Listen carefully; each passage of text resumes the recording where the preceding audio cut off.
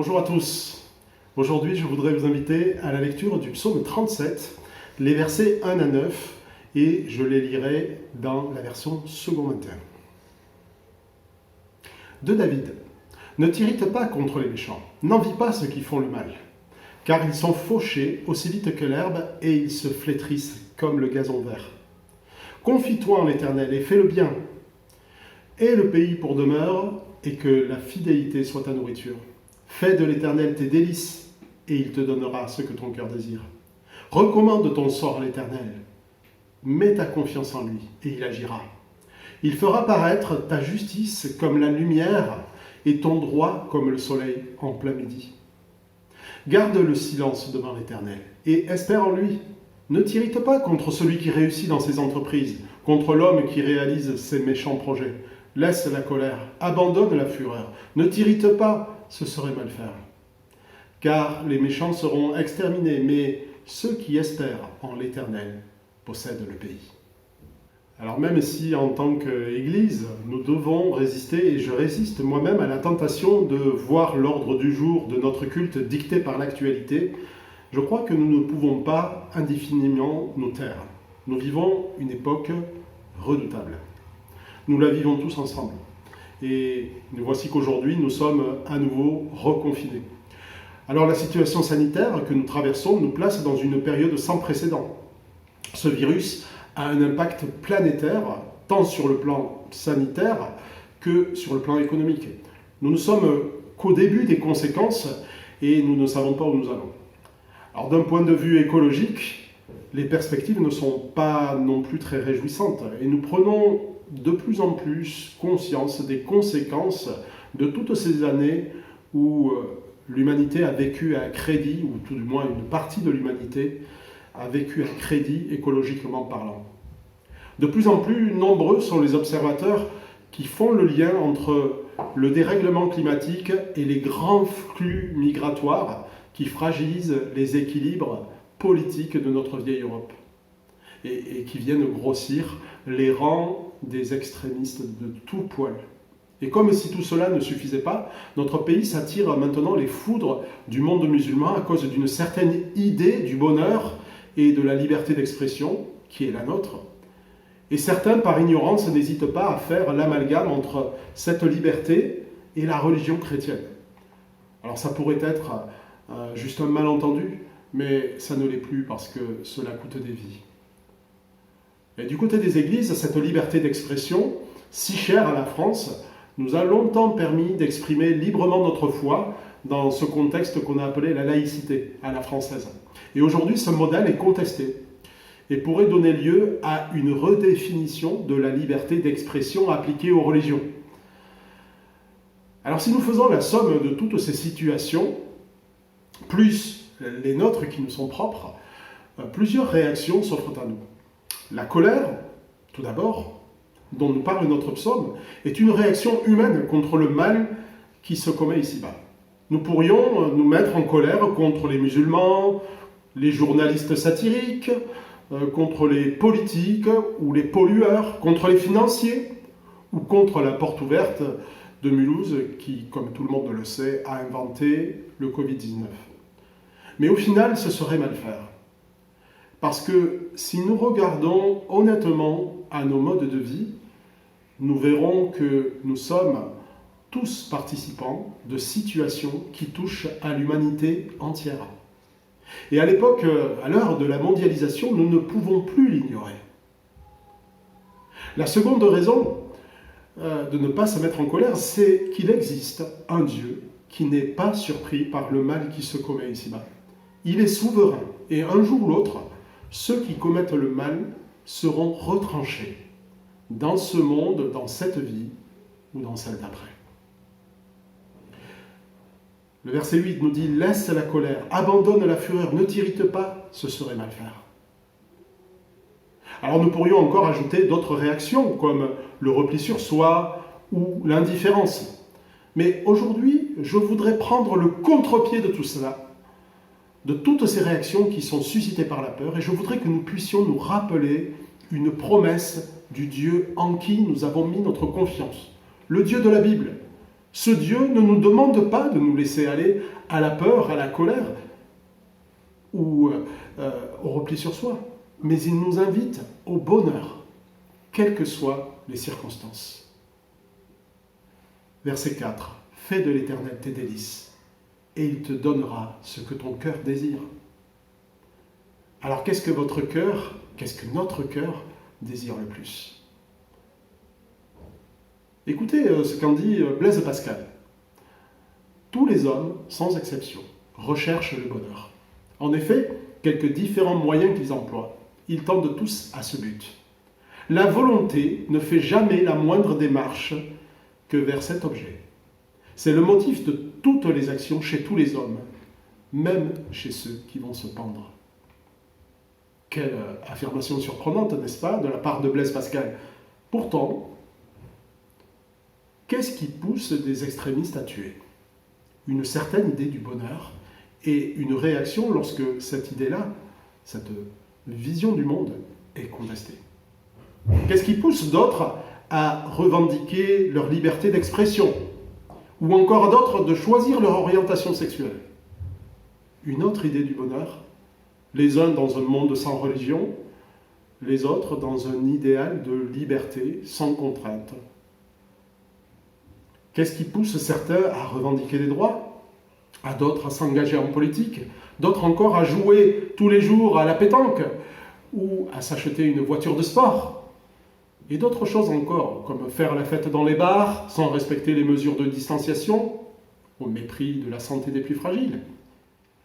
Eh bien, c'est une certaine idée du bonheur. Celui qui se suicide ne cherche rien d'autre. Même celui qui se fait exploser pour une cause s'attend, au-delà de la mort, à trouver un monde meilleur. Tous les hommes, sans exception, recherchent le bonheur. C'est notre premier point que je vous propose de voir aujourd'hui. La quête du bonheur n'est pas mauvaise en soi. Nous sommes faits pour cela. Et si vous qui écoutez cette prédication, vous demandez bien en quoi être chrétien peut vous apporter plus que de vous passionner pour la pétanque, le crochet, ou vous acheter une voiture de sport, ou même faire la fête avec vos amis, eh bien je répondrai que le Dieu de la Bible, comme vous, veut votre bonheur.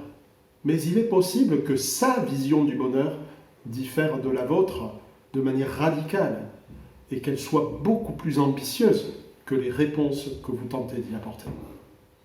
D'un autre côté, qu'est-ce qui pousse quelqu'un à changer de vie du jour au lendemain pour devenir chrétien? Une autre idée du bonheur. Ceux qui sont passés par cette expérience de la nouvelle naissance, l'expérience chrétienne, se souviennent de leur début dans la foi. La découverte de la bonne nouvelle du salut en Jésus-Christ remplie de joie, parce qu'elle vient répondre, elle apporte cette réponse si libératrice que Jésus-Christ a tout accompli à la croix pour nous sauver. L'Évangile vient répondre à une crise, une mauvaise nouvelle, et qui est souvent liée à la recherche du bonheur. Alors je ne vais pas vous dire ici que la vie chrétienne est quelque chose de facile et qu'elle est pavée de bonheur et de bons moments. Elle présente en fait de nombreux défis. Lorsque nous commençons à mettre notre confiance en Jésus, il vaut peut-être mieux que nous ne sachions pas tout ce que le Seigneur doit changer dans notre vie. Mais si certains se convertissent dans une certaine insouciance, il n'en est pas ainsi de tous. Certains savent qu'ils le feront au péril de leur vie. Et pourtant, ils acceptent ce risque avec joie. Un pasteur kabyle me disait qu'un jour, 3 femmes sont venues le voir en cachette pour se faire baptiser. Elles s'étaient converties en écoutant les prédications sur les chaînes satellites. Elles se cachaient car si leur famille découvrait leur conversion, elles seraient éliminées sur le champ. Il les a donc baptisées, et bien qu'il ne les ait jamais revues, pour l'une d'entre elles, il a fini par savoir que cette conversion a tenu ses promesses. Sa famille lui a réglé son sort. Qu'est-ce qui a poussé ces femmes à prendre une telle décision? Est-ce une sorte de mélancolie dépressive et suicidaire? Étaient-elles pressées de monter au paradis pour rejoindre de jeunes et beaux partenaires? Non, elles avaient trouvé ce que Jésus appelle la perle de grand prix. Perle pour laquelle elles étaient prêtes à payer le prix. Il est possible de mourir ici-bas pour une cause à laquelle on croit. Mais il existe peu d'occasions en réalité d'être prêt à payer par le sacrifice suprême parce qu'on a trouvé le bonheur. Ce bonheur, c'est celui qu'avait trouvé le psalmiste lorsqu'il s'écrit dans le psaume 73 « Mon bonheur à moi, c'est d'être auprès de Dieu. J'ai pris le Seigneur, l'Éternel, comme refuge, et je raconterai toutes ses œuvres. » Tous les hommes cherchent le bonheur, et la Bible nous invite même à le faire. Le livre de l'Ecclésiaste, dans lequel l'Ecclésiaste, c'est son nom, a longtemps médité sur toutes les manières de trouver le bonheur, nous laisse avec ce défi. « Jeune homme, chapitre 12, verset 1, « Réjouis-toi dans ta jeunesse, livre ton cœur à la joie, marche dans les voies de ton cœur et selon les regards de tes yeux, mais sache que pour tout cela, Dieu t'appellera en jugement. Bannis de ton cœur le chagrin et éloigne le mal de ton corps, car la jeunesse et l'aurore sont vanité. Mais souviens-toi de ton Créateur pendant les jours de ta jeunesse, avant que les jours mauvais n'arrivent et que les années s'approchent où tu diras « je n'y prends point plaisir ». Mais alors, comment se réjouir dès sa jeunesse tout en se souvenant de son Créateur ? Est-ce finalement une invitation à faire ce que l'on veut en allant de temps en temps à l'église pour se souvenir ? Est-ce que c'est tout ce que Dieu, le Dieu de la Bible, aurait à nous offrir ? Si ce que le cœur de tout homme désire, c'est le bonheur, comment y parvenir ? L'homme a été créé pour la gloire de Dieu et pour mettre sa joie en lui. C'est le deuxième point que je vous propose d'évoquer aujourd'hui. L'homme a été créé pour la gloire de Dieu et en mettant sa joie en lui. Le livre des Actes, qui retrace les débuts de l'Église, nous rapporte que tous les jours, d'un commun accord, vous pouvez le lire dans Actes chapitre 2, verset 46, d'un commun accord, les chrétiens se retrouvaient dans la cour du temple, y rompaient le pain dans les maisons et prenaient leur repas dans la joie avec simplicité de cœur. Ils louaient Dieu et le peuple tout entier leur était favorable. Alors qu'est-ce que nous lisons ici ? Que cette Église naissante était caractérisée par des rapports simples et confiants et qu'ils prenaient des repas en commun. On sait par ailleurs, dans d'autres textes, qu'ils persévéraient dans l'enseignement des apôtres, c'est-à-dire dans l'enseignement qu'ils avaient reçu de ces apôtres et que nous appelons aujourd'hui la Bible. Ces gens ne cherchaient pas moins le bonheur que nous tous. Peut-être même leur existence leur donnait-elle moins d'occasions d'être distraits que nous en avons. Mais ils se retrouvaient tous les jours pour lire la parole et se réjouir de cette parole ensemble. Est-ce que c'était à cause d'une très grande rigueur, d'une très grande discipline ? Ou est-ce que c'était parce que les prédicateurs étaient exceptionnels ? Ou peut-être que c'était à cause de la qualité de leur cuisinière ? Ou bien, peut-être qu'ils se retrouvaient tous les jours parce qu'il y avait une folle ambiance à faire pâlir de honte David Guetta. Non, en fait, ce qui caractérisait l'Église, c'était la joie. Et le résultat, c'était la louange. Autrement dit, cette Église rendait gloire à Dieu parce qu'elle était dans la joie. Quel contraste, mes amis, avec ces livres qui nous enseignent aujourd'hui que la louange est la solution à la morosité de nos églises et de nos existences. Ce n'est pas la louange qui est la solution au bonheur, mais c'est plutôt le bonheur qui est la solution à la louange. Parce que, mes chers amis, on peut louer Dieu pendant des heures, juste par devoir, ou passer un bon moment égoïstement, mais rester complètement à côté de la véritable louange qui pousse au changement de vie, à la transformation du cœur, qui est une joie qui est placée en Dieu. Écoutez ce témoignage de C.S. Lewis. Vous savez, C.S. Lewis, c'est celui qui a écrit les Chroniques de Narnia. Et c'était un fervent chrétien et un penseur chrétien vraiment très avisé. Pour moi, louer Dieu se résumait à dire des compliments, à approuver, à rendre honneur. Je n'avais pas encore remarqué que tout bonheur déborde spontanément en louange. Je pense que nous prenons plaisir à louer ce qui nous procure du bonheur. Parce que la louange ne se contente pas d'exprimer le plaisir ressenti.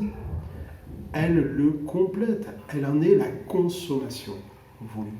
Ce n'est pas simplement le besoin de faire des compliments qui pousse des amoureux à se dire mutuellement combien ils se trouvent beaux. Le plaisir est incomplet tant qu'il n'est pas exprimé. Fin de citation. Imaginez qu'un jour, vous invitiez votre épouse au restaurant. Je parle aux hommes. Mais mesdames, vous pouvez faire la même chose. Après avoir passé une soirée fade et triste dans le silence, elle vous pose la question « Chérie, ça m'a fait plaisir que tu m'invites. Mais pourquoi as-tu fait cela ?» Vous lui répondez alors « C'est mon devoir. » Si j'étais cette épouse, pour ma part, je me sentirais terriblement humilié par cette réponse. Il n'existe pas de triste louange ou d'adoration par devoir. Le mot qui caractérise une telle attitude, il est très simple. Il s'appelle hypocrisie. Et son cousin, qui le suit comme son ombre, il s'appelle le légalisme. Pourtant, très honnêtement, qui n'a pas éprouvé cela une fois dans sa vie ? Ou peut-être plus souvent encore.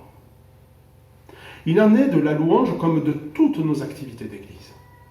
Nous pouvons aller aux études bibliques par devoir, donner un enseignement aux enfants par devoir, évangéliser par devoir, aller aux réunions de prière par devoir, mais rester très en deçà de la volonté de Dieu pour nous. Dieu veut notre bonheur et ne le veut pas moins qu'il ne l'a donné à l'église de Jérusalem dont nous avons parlé en introduction. Et si Dieu était offensé par nos devoirs, et s'il répugnait même jusqu'à cette idée de faire des choses par devoir, et s'il voulait au contraire nous donner de la joie dans notre service. En fait, on oppose souvent glorifier Dieu, le louer, le servir et éprouver de la joie, comme si les deux devaient entrer en concurrence. Il existe même un sentiment, à mon avis, très gênant, d'une certaine satisfaction d'avoir accompli des actions pour Dieu en s'étant privé de joie, en s'étant privé d'un week-end à la plage, par exemple.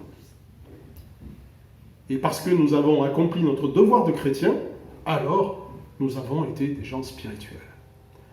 Mais il n'existe pas de sentiment plus éloigné de ce que la Bible nous dit. Toutes choses ont été créées pour la gloire de Dieu. Et même ceux qui sont le sommet de la création, créés en image de Dieu, ne sont pas moins créés pour la gloire de Dieu. Glorifier Dieu, le louer, le servir, c'est notre vocation. Et si ce Dieu, comme il le dit, est un Dieu qui aime à se réjouir et à réjouir ses créatures, alors comment prendrons-nous plaisir à remplir notre vocation ? En priant que le Seigneur nous donne un esprit de service ou un esprit de louange. Non, rien de tout cela, mais en nous permettant de prendre plus plaisir en lui, c'est-à-dire en l'aimant plus. Fais de l'Éternel tes délices et il te donnera ce que ton cœur désire. En vérité, nous comprenons souvent ce verset de la manière suivante. En tout cas, ça a été mon cas. Fais de l'Éternel tes délices, sans exagérer, entre 10h et 12h le dimanche, c'est déjà pas mal. Et quand tu l'auras fait, eh bien, Dieu te récompensera en te donnant ce dont tu as envie. Et tu pourras alors partir en vacances. Mais en fait, c'est une erreur grave de penser ainsi, qui s'est, je crois, lentement immiscée dans nos églises. Je pense que ce verset 4 du psaume 37, nous devrions le comprendre plutôt ainsi. Désire autant que possible mettre ta joie en Dieu, et alors les véritables besoins de ton cœur, le bonheur que tu cherches et que tu n'arrives pas à trouver dans tes passions, ce bonheur sera comblé. Tes frustrations s'arrêteront net. Des désirs que tu ne soupçonnes même pas aujourd'hui vont être comblés. C'est en mettant notre joie en Dieu que le Seigneur pourra nous accorder ce que notre cœur désire vraiment, à savoir le bonheur. Voilà le secret des premiers chrétiens de Jérusalem. Voilà le bonheur qu'ont expérimenté mes sœurs kabyles. Voilà la perle de grand prix qu'avait trouvé ce marchand dont Jésus nous a parlé dans Matthieu 13. Voilà le bonheur dont Dieu veut nous combler dans cette période si terrible. Fais de l'Éternel tes délices, et il te donnera ce que ton cœur désire. Alors j'entends d'ici dire, bon, pas dans notre communauté bien sûr, oui, mais ça c'est de la théorie. Ou bien, ça c'est une exhortation pour les nouveaux chrétiens. Pourquoi? Pourquoi pourrait-on penser cela? Mais parce que je crois que beaucoup de chrétiens de longue date font cette expérience qu'avec le temps, il y a un refroidissement de la foi. Et il n'est pas rare de voir des chrétiens autrefois zélés devenir aigris, voire éteints quelques années après. Pourquoi en est-il ainsi si Dieu ne veut que notre bonheur? Je vois deux raisons à cela. La première, c'est que dans la vie chrétienne, nous devons apprendre à devenir adultes. Si Dieu nous fait goûter par grâce à de formidables bonheurs à nos débuts, ou plus tard d'ailleurs, durant notre existence, nous devons apprendre à choisir ce qui fera notre bonheur. Nous expérimentons une vie de couple, le bonheur d'avoir des enfants, réussir une carrière, acheter une maison, que sais-je encore. Et il ne nous est pas interdit d'éprouver du bonheur dans ces choses. Bien au contraire, l'Ecclésiaste nous dit « Livre ton cœur à la joie pendant tous les jours de ta jeunesse ».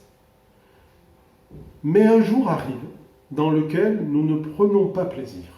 Un jour où nous découvrons ce qui faisait réellement notre bonheur au fur et à mesure que ces choses nous sont enlevées.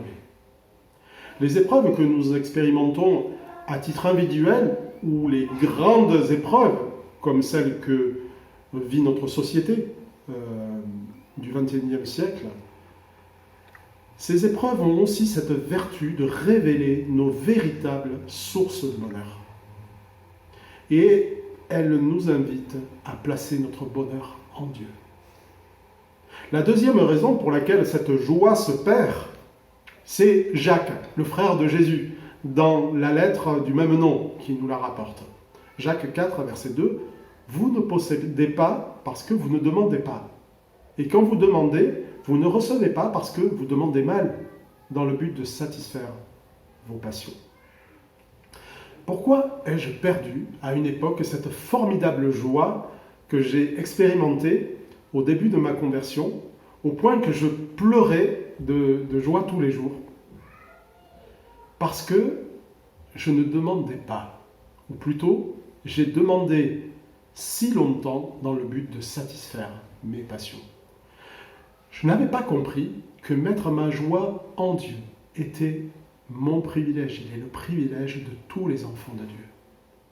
Et je n'avais pas compris que je devais rechercher constamment à mettre ce bonheur en Dieu. Et c'est le troisième point que je développe déjà, que j'ai déjà débuté avec vous. Ouvrons les yeux ensemble, mes amis, et regardons combien la joie est présente dans l'Écriture.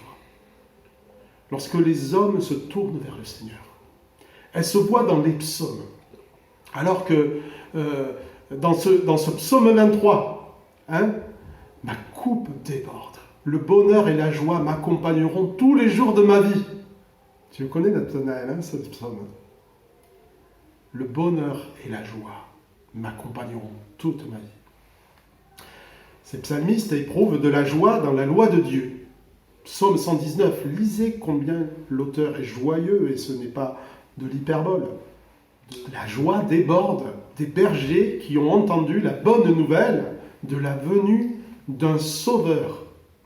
La joie fait tressaillir le fœtus, Jean-Baptiste, dans le sein de sa mère à la venue de Marie, la mère de Jésus. La joie était la motivation première de notre Seigneur. Et l'Épître aux Hébreux nous dit la chose suivante: gardons les yeux fixés sur Jésus qui nous a ouvert le chemin de la foi et qui la porte à la perfection. Parce qu'il avait en vue la joie qui lui était réservée, il a enduré la mort sur la croix en méprisant la honte attachée à un tel supplice. Et désormais, il siège à la droite du trône de Dieu. La joie faisait chanter Paul et Silas au fond de cette prison de Philippe, au point que tous les prisonniers étaient bouche bée et les écoutaient chanter les louanges de Dieu. Notre difficulté à éprouver de la joie ne vient pas des circonstances terribles par lesquelles nous passons. Elle n'est pas non plus le trait de caractère privilège de certains. Le manque de joie dans une église, si cela existe, ne vient pas du manque de communion fraternelle ou de la qualité des responsables. Elle vient de notre manque d'ambition à chacun à entretenir notre joie en Dieu. Elle vient de notre persévérance à fonder notre joie dans les choses périssables qui bientôt disparaîtront. Mais bien au contraire, mes amis, l'homme a été créé pour se réjouir en Dieu.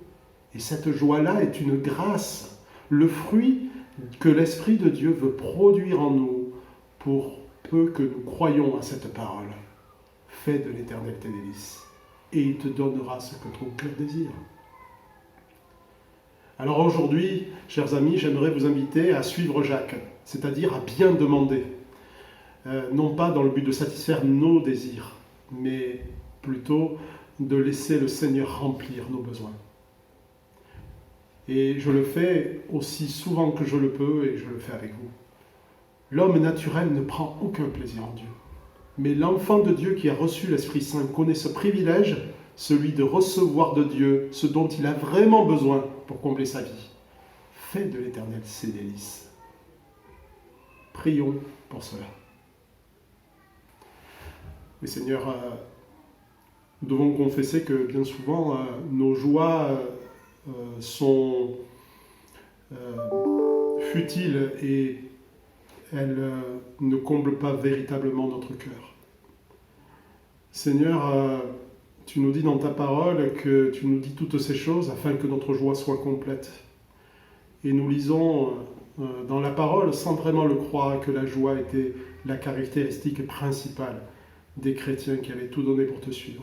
Nous voulons donc t'inviter, Seigneur, parce que tu nous le promets, parce que tu nous le demandes et tu nous le commandes.